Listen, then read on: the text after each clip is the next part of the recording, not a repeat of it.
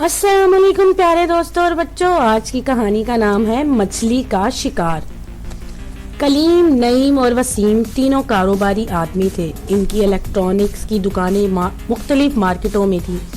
वो तीनों अच्छे दोस्त भी थे। ये लोग अक्सर मछली का शिकार करने के लिए जाया करते थे। काफी दिनों से मसरूफियत की बिना पर ये लोग शिकार करने नहीं गए थे। कलीम ने एक दिन नईम से बोला कि यार, काफी दिनों से हम लोग शिकार पर नहीं गए।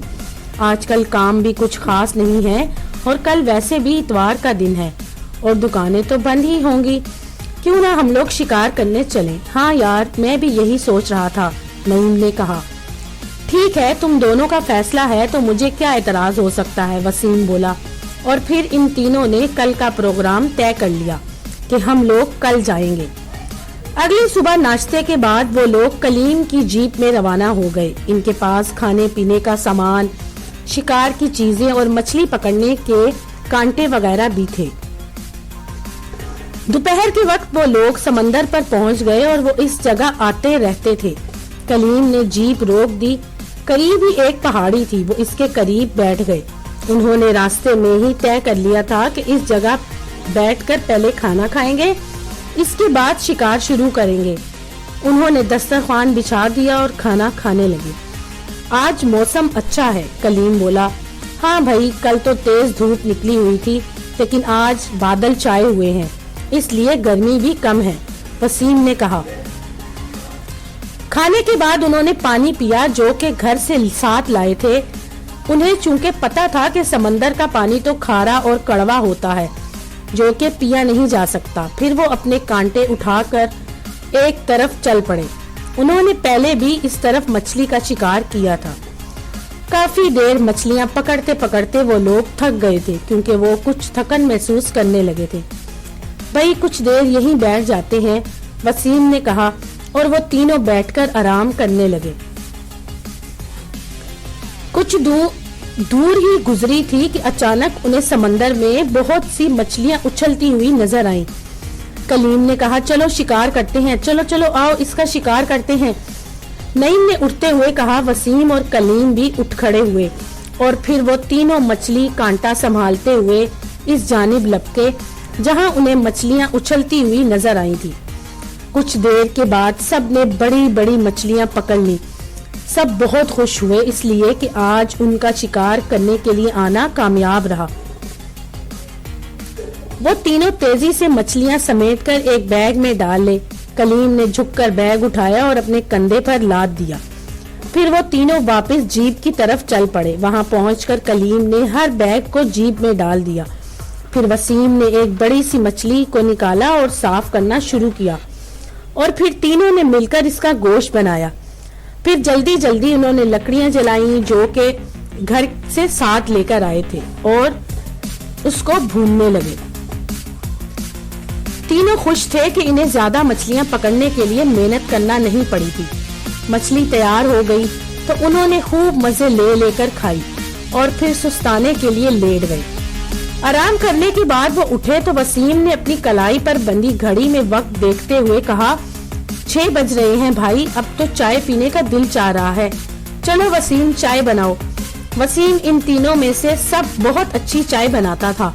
हाँ भाई वसीम, जरा जल्दी से बनाओ, कलीम ने कहा। वसीम उठकर चाय बनाने लगा। साथ ही साथ वो लोग मुख्तलिफ अमवार पर बातचीत भी करते जा रहे थे।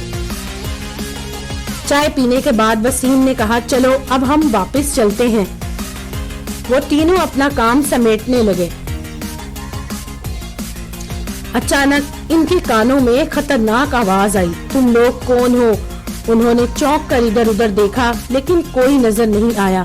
वसीम ने बुलंद आवाज में कहा, कौन हो तुम?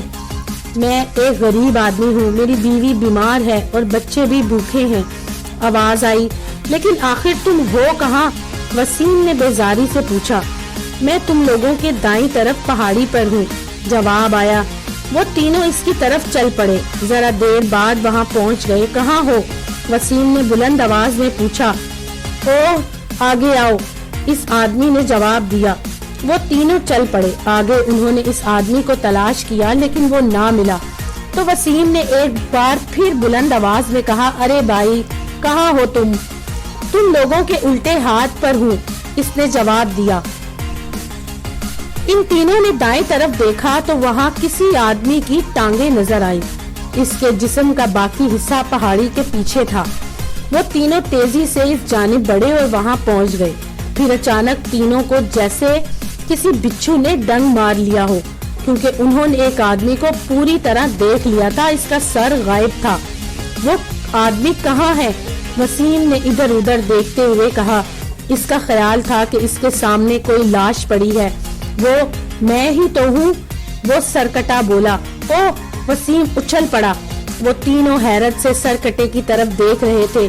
सरकटा अपनी कटी हुई गर्दन से खौफनाक अंदाज में हंसी की आवाजें निकालता हुआ उठने लगा। इसी वक्त वो तीनों पलट कर तेजी से भागे। फिर वो जल्दी जल्दी अपनी जीप में बैठे। कलीम ने जीप स्टार्ट करके इसे तेजी से चला दिया। हा हा हा हा। सरकटा आहिस्ता आहिस्ता इनकी तरफ आते हुए खौफनाक अंदाज में कहके लगाता रहा, तेज चलाओ तेज। वसीम ने कलीम से कहा तो इसने जीप की रफ्तार कुछ तेज कर दी, क्योंकि पहाड़ी इलाका होने की वजह से जगह जगह गड्ढे थे और जीप बहुत तेज नहीं चल सकती थी। अब सरकटा बहुत तेजी के साथ इनका पीछा करने लगा। ऐसा लगता था कि वो जरूर जीप तक पहुंच जाएगा। साथ ही साथ वो कहके भी लगाता जा रहा था। इसके दौड़ने की रफ्तार भी बढ़ती जा रही थी। वसीम ने पलटकर देखा तो वो बहुत तेजी के साथ गाड़ी की तरफ भागा चला आ रहा था। वो मुसलसल दौड़ता ही रहा। ये इंसान नहीं है, बल्कि ये तो बदरूह की एक शक्ल है। इस पर तो गोली भी असर नहीं करेगी, लेकिन अगर गोली असर करती भी तो हमारे पास कौन सी बंदूक है, इसलिए हम तो मछली का शिकार करने आए हैं। वसीम ने बुड़बुड़ाते हुए कहा, आज मैं तुम लोगों को नहीं छोड़ूंगा। तुमने हिम्मत कैसे की मेरे इलाके में आने की? अब चूंकि जीप एक बेहतर रास्ते तक पहुंच गई थी और कलीम ने जीप की रफ्तार बढ़ा दी। फिर वो रफ्तार बढ़ाता चला गया। जीप और सरकटे के दरमियान फासला बढ़ने लगा। जीप की रफ्तार तेज से तेज होती चली जा रही थी और फिर एक जगह सरकटा रुक गया। इसने बुलंद आवाज में कहा, खबरदार, आइंदा इस इलाके में आने की जुर्रत की तो अगर तुम इस इलाके में पकड़े जाते हैं मैं तुम लोगों को जरूर हलाक कर देता। हा हा हा। वो भयानक अंदाज में कहके लगाने लगा।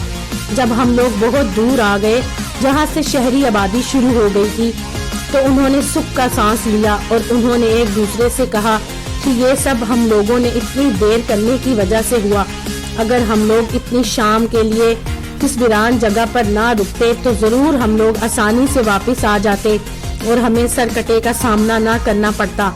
आइंदा हम जब भी शिकार करने जाएंगे तो इस इलाके में नहीं बल्कि किसी और इलाके में जाएंगे, लेकिन शाम होने से पहले ही घर को लौट आएंगे। तो दोस्तों, अगर आपको ये कहानी पसंद आई तो मेरे चैनल को लाइक और सब्सक्राइब जरूर कीजिएगा।